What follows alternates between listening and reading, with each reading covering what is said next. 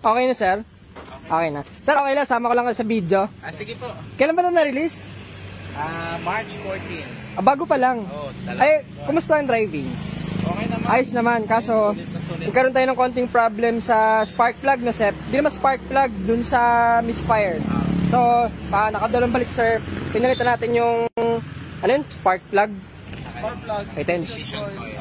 High tension wire. So ngayon, ignition coil, pinalitan buo.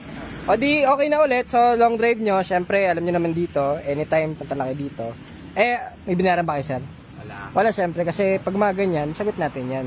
So, para walang mag-i-aberya, tulad yan, engine transmission, wala kayong masabi dyan, kasi palit lahat yan. So, may mga minor hiccups na ganyan, mga minor hiccups natin, di ko ibahala dyan, syempre. Ganon pag galing dito yung unit, nakita nyo may mga galing sa labas. So, ano na nila yon dito sa atin, yan ang ating kasama sa service na kinukuha niya, hindi lang yung EcoSport.